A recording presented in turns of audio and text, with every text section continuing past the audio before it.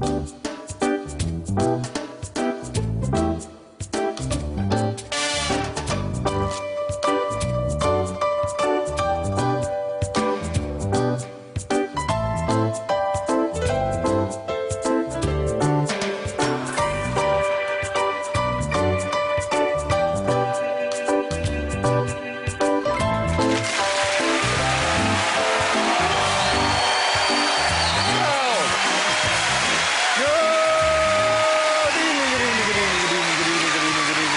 evening and welcome to QI, where we have an ill-assorted imbroglio of interesting items initiated by I. Here for your immediate inspection are the inestimable John Bishop, the inimitable Frank Skinner, the incomparable Sean Locke. Thank you. And Alan Davis is also in. Yay.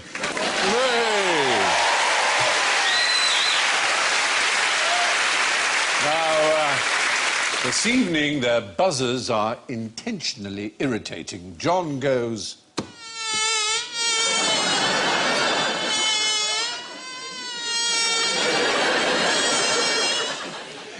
Frank goes...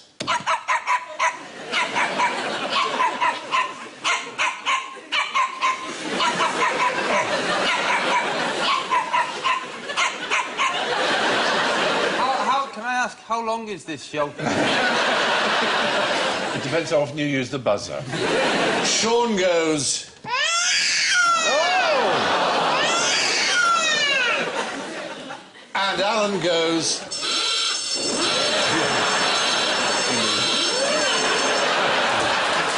Well... Now, as John and Frank have never played the game before, I should explain that each of you has a nobody knows placard. You might just like to show it. It's a question mark. Nobody knows. That's it. There will be a question tonight to which nobody knows the answer. And if you think, when I ask that question, that this is the question to which there is no known answer, you wave your card and you get extra points. It looks like they had Strictly Come Dancing one night and someone did a dance so experimental. You can consider it that way. Now, to warm up the new boys, here's an easy one to begin with. What's the French for innuendo? Is it double entendre? Oh! No, just remember that double entendre is French for big tits, isn't it? No, double entendre means nothing to a Frenchman. You could say double entente. Entente is like a... Two-man tent. Good. Or double sens, double sense, but they don't say double entendre. So it's a French phrase that the French don't use. So Yes. It's not French. Exactly. And that's precisely what this round of questions is about. There are other examples of that. Suppose you're at a performance, someone is very brilliant, and you want them to perform again. Encore. You'd shout encore. What would they shout in France? More. Good thought. But encore is a French word meaning more, but they don't shout encore when they want. They shout a Latin word, which means twice.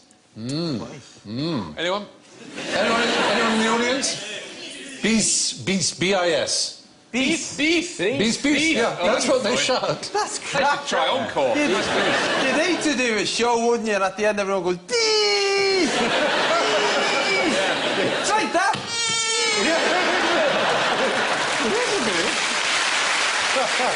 Well, there are other phrases which we use, which sound French, but again mean nothing to a Frenchman. Cause célèbre is not a French phrase. Like ensuite for a bathroom, the French wouldn't, they go, what? Yeah. What about bidet? Bidet they do indeed have, though it's easier really to do a handstand in the shower, to be honest. And if you want the expense of a bidet, yes. Easier. If you're as nimble as I am, yeah. I'd pay good money to see that. I'd like to see you doing that with a camera going, tweet this.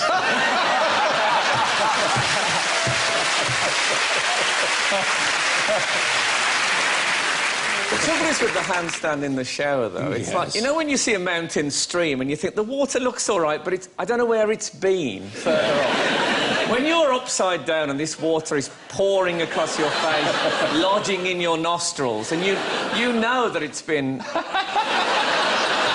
Oh, that's a worry. That's what puts... I had a friend who... He had read somewhere that if you slept upside down, it made you more intelligent because the blood went to your brain. Yeah.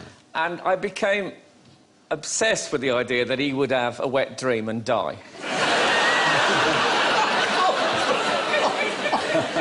Oh, that's so, in so many ways, a horrific image. Oh, man. He also... This guy also told us that a Chinese burn... You know a Chinese burn? Yeah. It's called a Chinese burn because in China it's a form of torture. Yes. I was told that at school. Sort of thing people, school children... So a student in Tiananmen Square, he stopped and the soldier says, you, come here, arm out. Yeah, be careful. And next time, he'd be dead leg. Exactly. I like the way you resisted the opportunity to go dead reg. Yeah, we're not ready for those jokes. Oh, no. So, yes, there are words we use. Décolletage, for example, we use for that. The French has used décolleté for that, not décolletage. Excuse me, when you say we, you mean you? Well,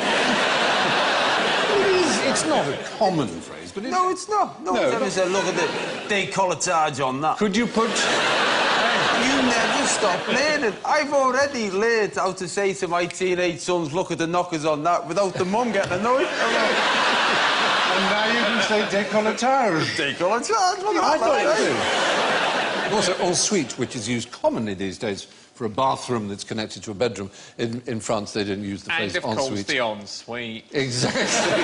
French do not. Commonly used. There's a Greek phrase.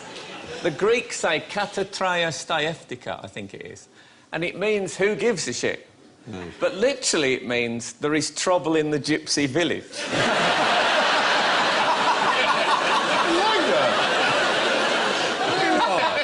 It's true. And depending on where up you are on the social calendar, it's right, isn't it? It's, you know, posh people wouldn't give a shit if they... Anyway, that's the point. You can ask a Frenchman for a double entendre if you like, but you'll be lucky if he gives you one. Now to some... Thank you very much. Now to some iTunes. Who wrote the songs I'm Leaning on a Lamppost and When I'm Cleaning Windows? Yeah. Definitely not George Formby, even though his wife, Beryl, insisted that George had a credit so that he'd get money.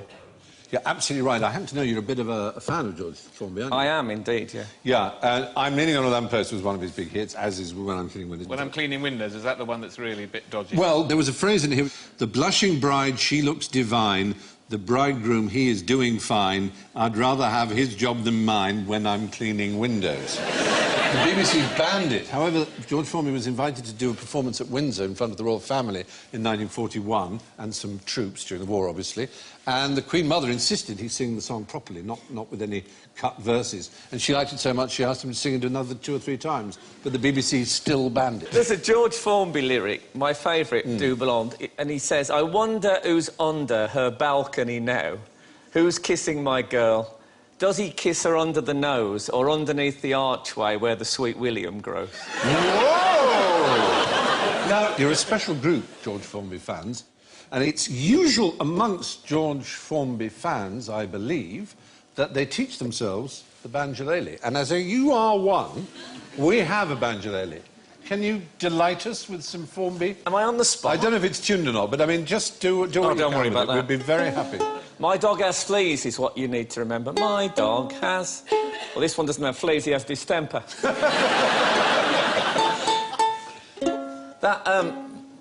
When I'm cleaning windows, has got another bit that goes... 8 o'clock, a girl awakes at 8:10. A bath she takes at 8:15. My ladder breaks when I'm cleaning windows.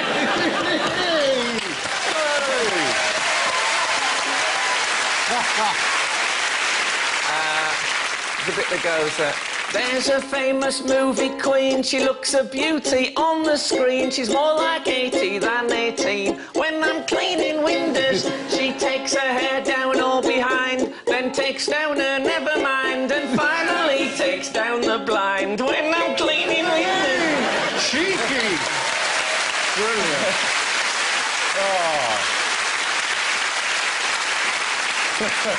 Thank you very much, I'm very, very touched with it. So what is it about George Formby that was... He was one of the biggest film stars of his time in Britain, wasn't he? I went to his grave, and there's a massive, great white stone and the big face, and it says George Formby, and it's a massive monument. And when you get closer, you realise it's his dad. Because he was junior, wasn't he? His dad was a massive musical star. And at the bottom it says, also, George Formby, OBE, blah, blah, blah. So he got terrible billing, even on his own grave. And the wife you alluded to, Beryl, was fanatically jealous and wouldn't let him... I mean, if a makeup girl on a film so much as smiled at him, she'd have her sacked, wouldn't she? She was very... Indeed, but I think George got away with quite a lot of... saucy behaviour. Nice again. Exactly. It turned out nice quite a lot. Yes. I think George used to say that Beryl only gave him £5 a week pocket money, but his brother claimed after George died that that was something that George came up with. So when he was in the bar, he'd say, I'd love to get around him, but Beryl only gives me £5 a week. But there is a tradition, I don't know how much it exists in other languages, whether it is a peculiarly English thing, of the tradition of Frankie Howerd, Carry On and so on. It must exist in other languages. It must. I guess it must. Even in America, it doesn't really. They just don't seem to set the same story. They seem a bit more mature, maybe. Maybe they are more mature. More sophisticated. They've got over it. Yeah, that did us till we were about 8. Yeah. In other countries, that kind of symbolism is terribly sad and portentous and awful. Like all of Ibsen's plays are about... Yes, true. The Master Builder's about towers and erections, and it just means the man's sad and... That's right, it's misery, lusts isn't after women he can't possibly have, and everyone sits in the theatre and, oh, God, this is awful. Well, in England, it would be Benny Hill going...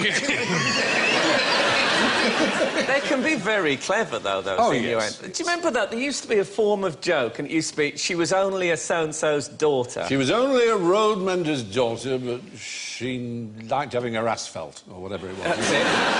She was only a fishmonger's daughter, but she could lay it on the slab and say, fill it. Yes.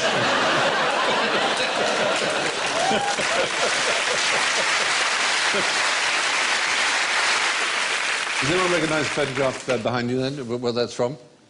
That's from Round the Horn. Round the Horn, a hugely successful radio series in the 1960s. That's Kenneth Horne in the middle, and they pushed the boundaries of innuendo probably further than they'd ever been pushed in British comic life, especially with the two characters on the left, Kenneth Williams and Hugh Paddock, who played a couple called Jules and Sandy, who basically used gay slang in the 1960s, lunchtime Radio 2 comedy at a time when millions listened.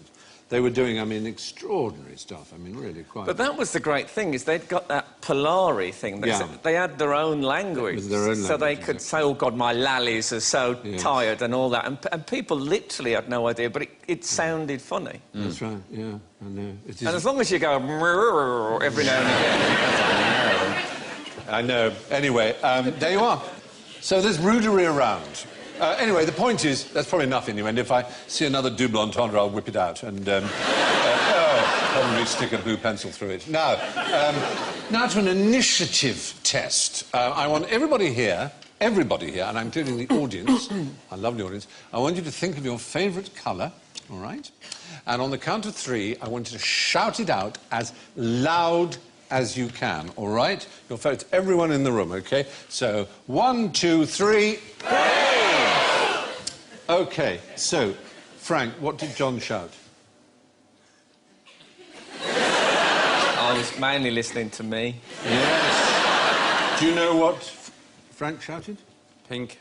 Did you shout pink? No. Do you know what Alan shouted? Red. Did you shout red? No. Do you know what Sean shouted? Blue. I thought you shouted yellow. What did you shout? Blue. Oh, you shouted blue. That was a guess. Interesting. That was a guess, wasn't it?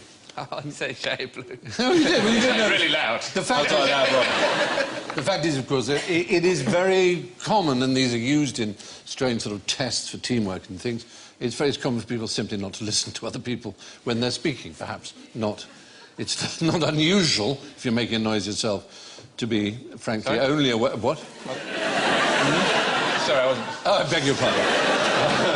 And there are, as you know, people who make money out of paying management people to take courses in teamwork, and it seems it's very, very important that even when you're shouting loudly, you should hear what the other person is saying. Load of bollocks. You should have seen me when I first saw this, because if there is a profession, it is that of people who basically get management people to pay them to tell them the art of the soap obviously makes your nose bleed. When you're speaking, it's really important that people hear what you're saying. Yeah. You know, we do a 4-week course on this. The one I like is the people who come around to your house and give you advice on what to do to it so it will sell. Oh, really? And it's Especially when you don't want to sell it. Yeah. Yes. Particularly annoying. Went in the toilet, put the toilet seat the lid down, and said, lid down when showing. Oh, really? So no floating solids. I always tell my clients Flush that. it first. Yes. I would stop the family doing handstands in the shower. It's a living B-day. Pay the full price for colonic irrigation. Don't do it like that. I'll tell you something, we're being very critical here, but the next time I'm in a situation where I have to shout out a colour simultaneously with a lot of other people, I'm going to pay a lot more attention. That's good to know. You're advancing. I said blue, but really I meant red. I also... That's really difficult. I also don't think that works, because I think there's parts of your psyche that means if you're making a noise, you can't hear the noise. I think that would make choral singing an impossibility, if that were true. That's the end of It is... Especially when they do that I Can Sing a Rainbow song. Yes. It might surprise you, I've not been in a lot of choirs. But no, that's a good point. But I've lived that life where we've had... Because I used to have a normal life in a corporate world, corporate sector, and I've been on training days. Oh, you've actually been on these bloody things. And were they all absolute... There's just... I mean, there's some parts of it that you think, this could be good, yeah, I can see what's going on here, where they say, look, you know, there's an issue within the company, you've all got different views. Why don't you draw a picture?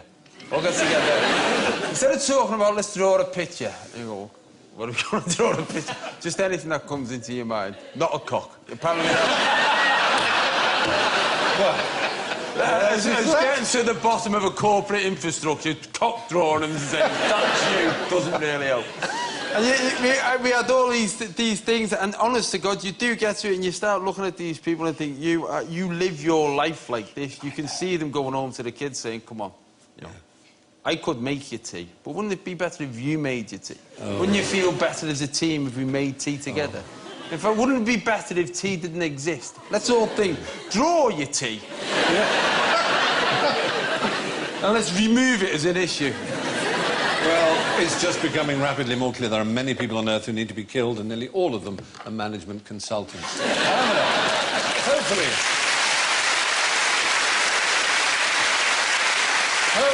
that classic piece of management school trickery will have taught you all a valuable lesson about the importance of listening. So listen to this. What is an interrobang? Is it the way you ask a question, and some people, like the Australians, finish all their sentences like it's a question? Oh, well, it's the lift. You mean they the speak as if everything's a question? Yeah. Yeah, that goes up at the end? Yeah. No, it isn't that. They sometimes call that the AQI, the Australian Question Intonation, but that's not it. It's a punctuation mark that had a brief vogue, and it consisted of a question mark, which is the interro part, and a bang is a printer's name for an exclamation mark. And there it is, that's how it looked. And it was... I love it. It's rather good, isn't it? Yeah. We should use it, because you know that sometimes when you're typing a letter and you want to go, what the heck, you know? And it's sort of not really a question, but because it begins with what the, you think maybe it should be a question. And that's the symbol well, that people use do it. You do see people, they'll put a question mark and then an exclamation mark yes. to kind of make that point. Precisely. And there were, in the 1960s, Ella Briefogan, there were typewriters that had it as a character. And it does exist as a Unicode character in the ASCII set. What does that mean when sometimes you see a question mark upside down on a text? What does that mean? Well, in Spain, of course, they do that. But one at the start. Is that what it is? It means someone's in the shower. Just get...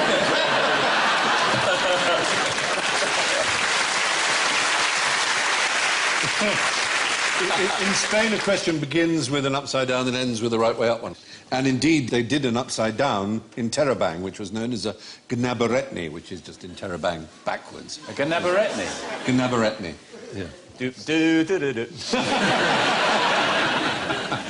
There was the sarcastrophe,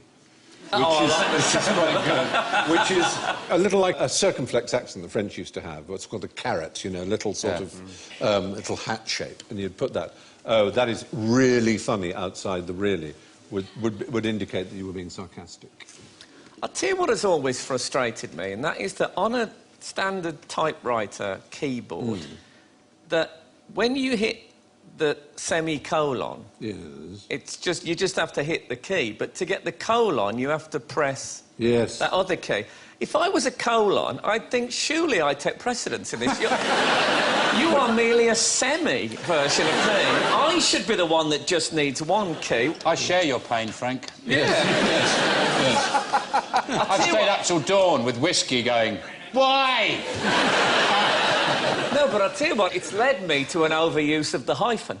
That's right. Because now, instead of going all round the houses to the colon, I think, oh, I'll put a hyphen, they'll know what I mean. Don't go down that track, Frank. Get off the hyphen now, son. There's people here for you. You don't have to go hyphen, innit? We can support you too. You're with friends here, Frank.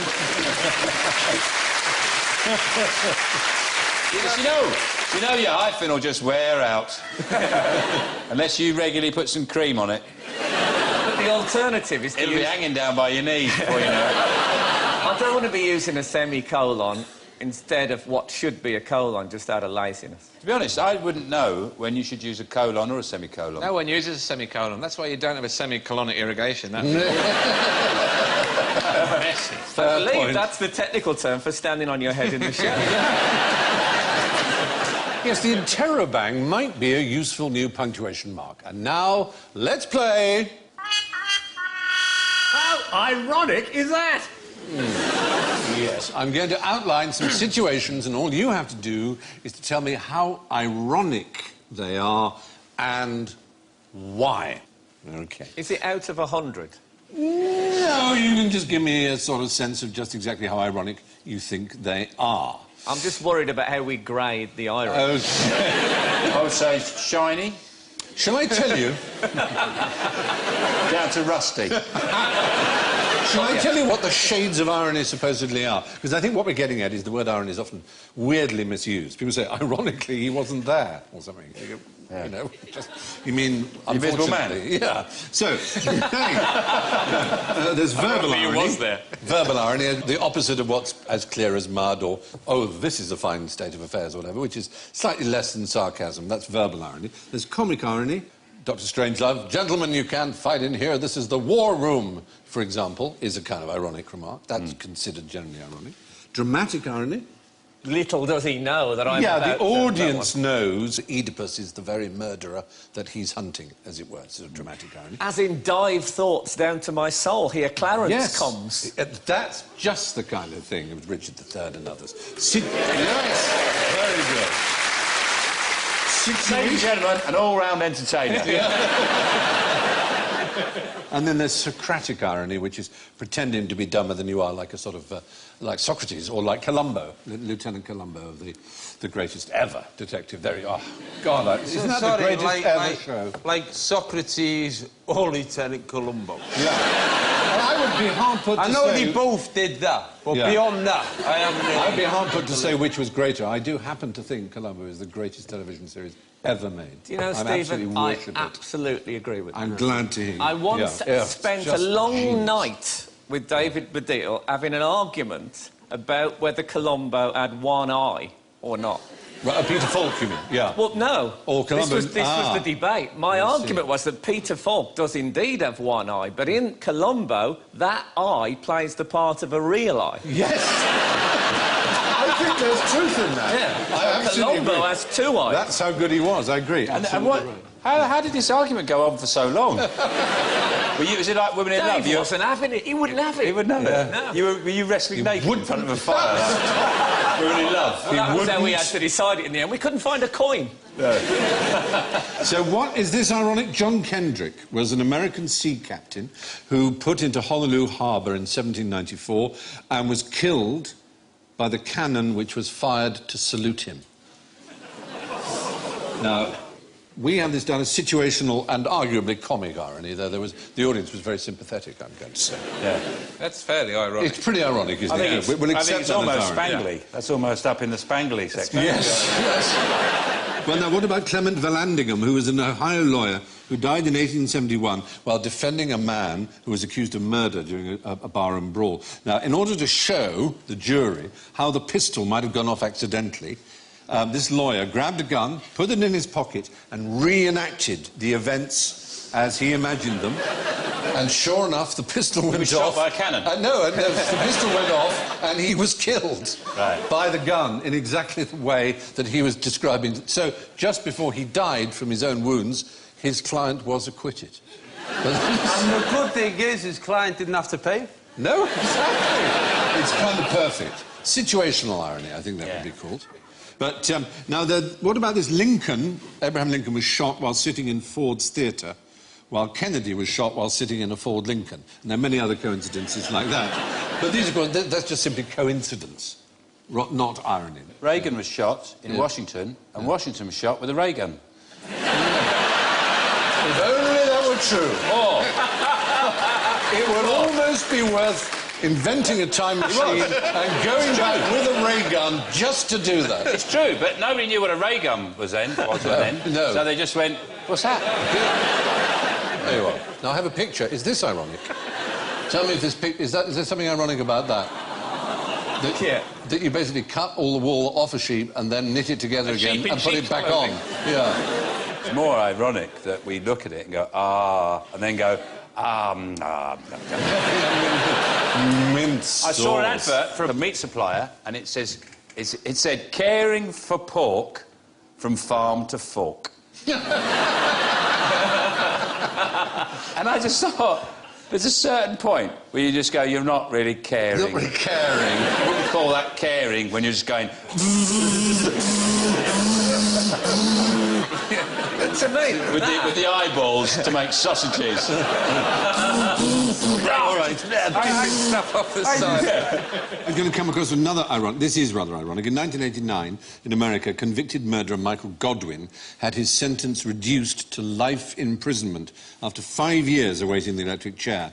But he was then accidentally electrocuted while sitting naked on a steel lavatory seat in his cell in Colombia. He was trying to fix his television set. He bit into a wire and was electrocuted. That is a kind of cosmic irony, really. That's not irony, that's God's will. It's God's will. I think you may well be right. That's irony for you. The things we call irony often really aren't that ironic.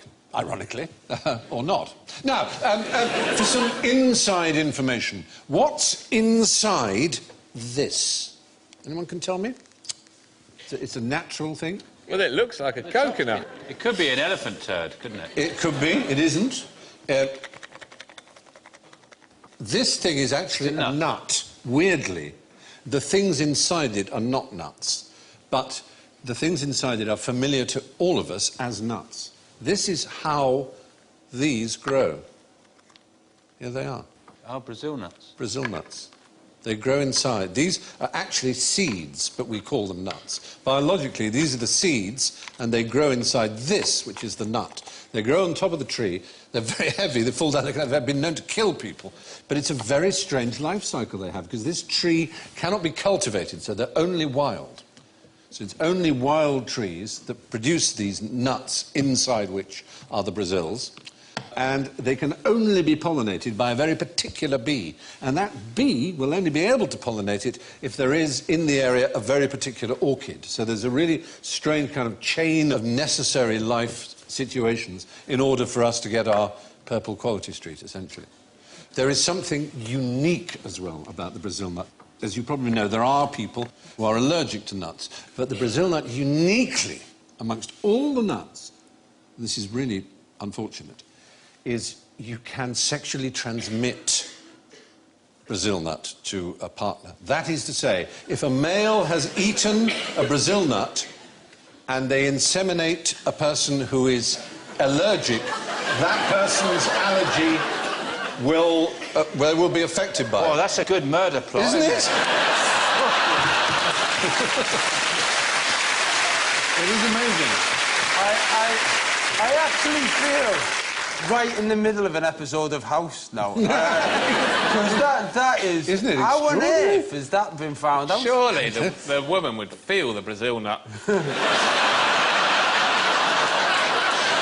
I think you may have slightly misunderstood. Man would too, really. Is it like... May contain nuts. We must ask the QI audience, both the physical one here and those watching it television, to be our experimental cohort. And I want you all to eat Brazil nuts and then make love to your beloveds. I'll eat the nuts. Yep. Sean is volunteering I'm happy to eat the on that nuts. side. You line up, I'll eat the nuts, and let's check it out. Right. There you are. Let's do this. Let's do this thing for science. Yeah. Incidentally, does anyone know, in a packet of mixed nuts, why do the Brazils always rise to the top? Surely nobody knows that. You're right. You're right. I'm very impressed. It is a known and observable process that where in bags of muesli and nuts, the Brazil nuts do seem to go to the top. And scientists have worked hard to try and understand why. At first they thought it was because the little ones settle down through and leave the big ones at the top. You may say, oh, why should they waste their time? There are all kinds of extremely good reasons. For example, sorting rubble after earthquakes and things like that.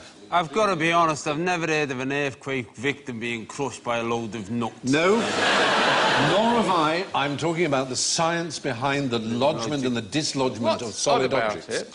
Sorry? You'd think because they'd be the heaviest. I know, it nut seems in the bag, counterintuitive, Because yes. in your box of muesli, it's the larger items, for example, the currants, go to the bottom. Yeah. You get a lot of currants in the last portion. You do, don't you? The fact is, nobody knows precisely why it happens, but it does seem to be an observable phenomenon. But if you get almonds Yeah. in mixed nuts, I find they rise to the top above the Brazil nuts. And Ah. I'm starting to think it could be Alphabetical order.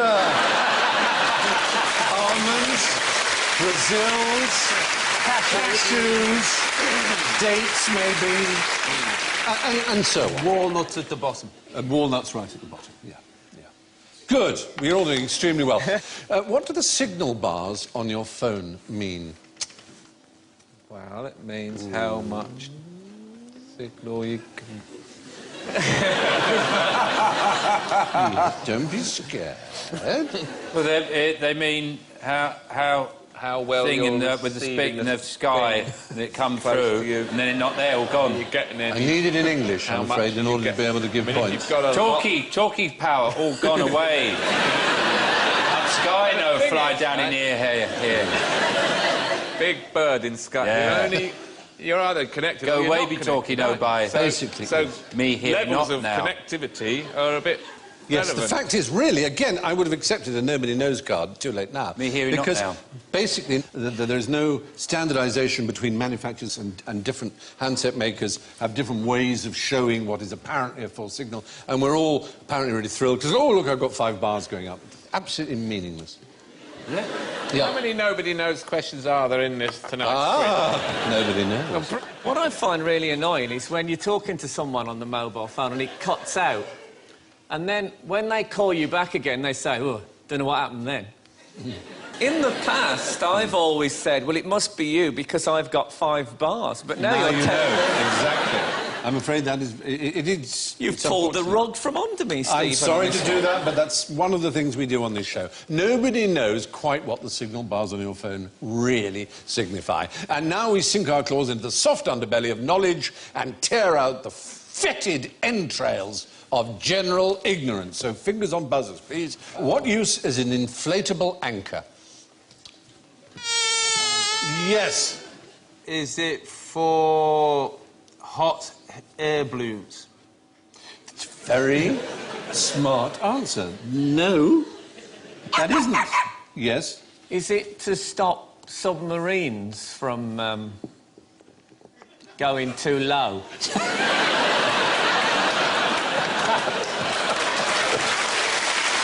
That's so sweet. When the surface is incredibly sandy and a standard claw anchor would have nothing to catch on to, you send down an inflatable one. It's a spike. It goes into the sand, and you then inflate it with fluid, not with air, in fact, and then it lodges in the sand, and that's what they're used for.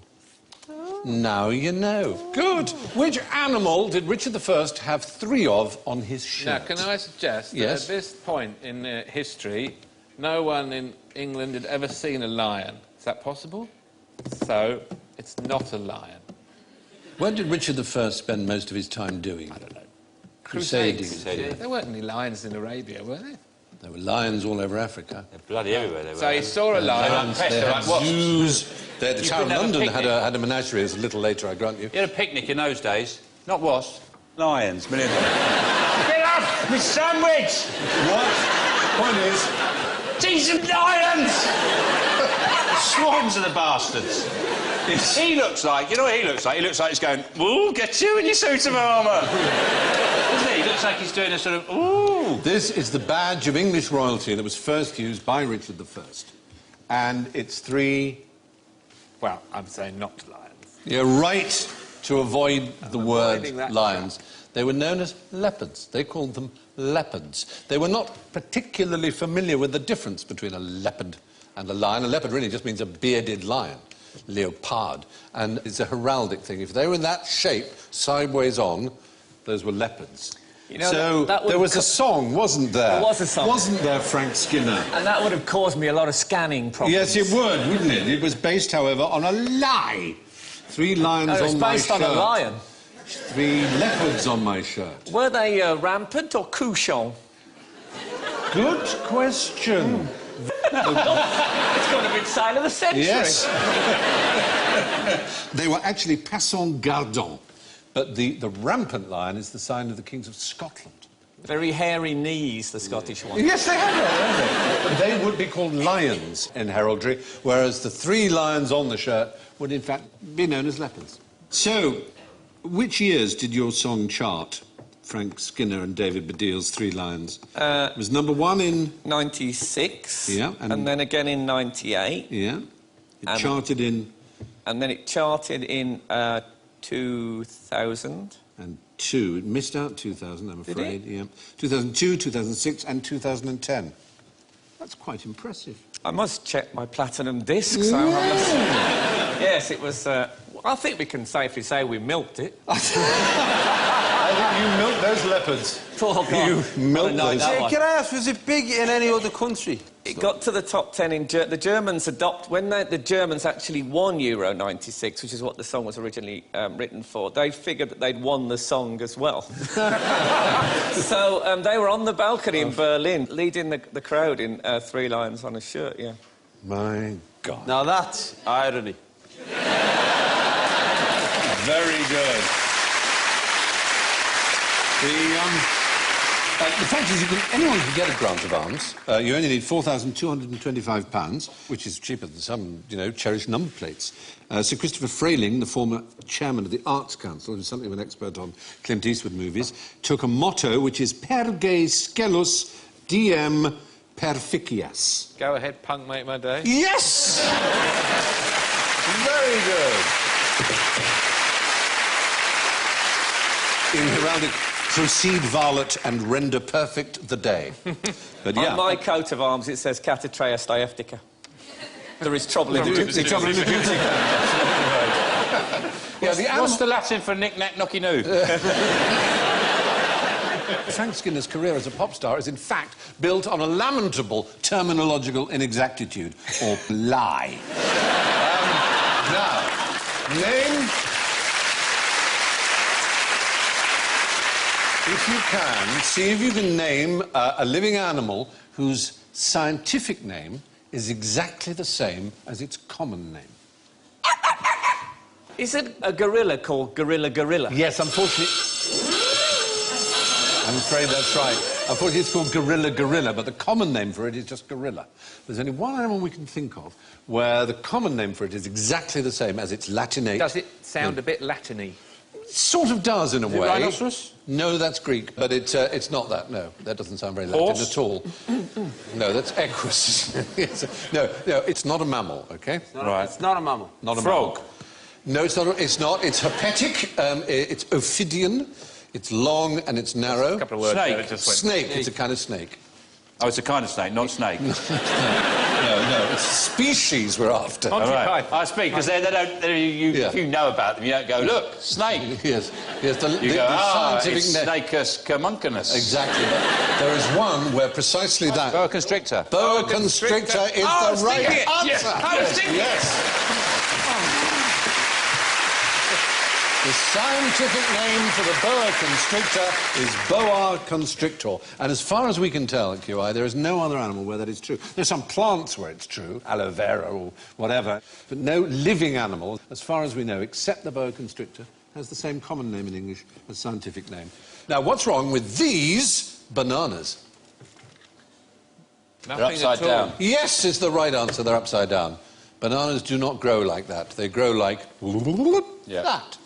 They grow upwards. My area of expertise. I'm impressed. Yeah. I'm very impressed. Well done. Well, you probably know something else about bananas, which is quite interesting. They have a quality, you might almost call it a negative quality, which some other foods have, including these.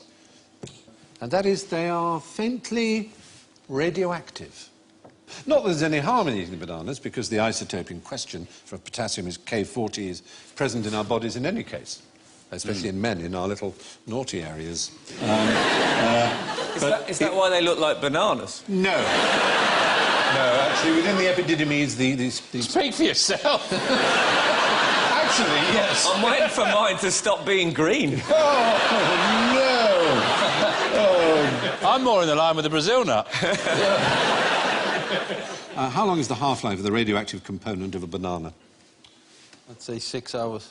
1.25 billion years. That's the answer. You only bit out then. You weren't just a spot out there. But Brazil nuts contain radium and are 1,000 times more radioactive than other foods. We're told that if you walk into a nuclear power plant with a pocket full of Brazils, you're liable to set off the radiation leak alarm. True story. And get a bit of a reputation. Yes, definitely get a bit Here of a he reputation. comes, cheeky chappy with his pocket full of Brazil nuts. And an easy one to end with. Which country is the world's largest producer of Brazil nuts? Yes, Sean. Costa Rica! No. Nice idea. Brazil. Brazil? No! Brazil is the second largest exporter. Bolivia. Bolivia is the right answer. You were thinking it. Sorry. I suspect you were thinking of Bolivia Newton-John, which isn't quite the same. However, Bolivia is the world's... Surely, with all those, all that radiation, it should be Bolivia neutron bomb. You'd think. Which brings me to the nutty scores. Well, my goodness, my gracious, and my word. We have a tie for first place. And would you believe... We're not Harry Hill here, wonderful as he is. Would you believe that our two winners are tied for first place? They're our first-time players, Frank Skinner and John Bishop, 4 points!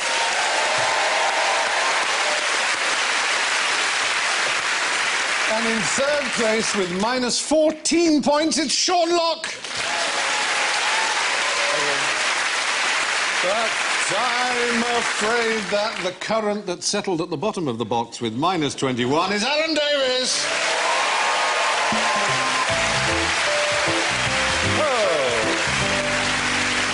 Well, that's your lot for this week. My thanks to John, Frank, Sean and Alan. And I'll leave you with these wise words from Groucho Marx. He may look like an idiot, he may sound like an idiot, but don't let that fool you. He really is an idiot. Good night.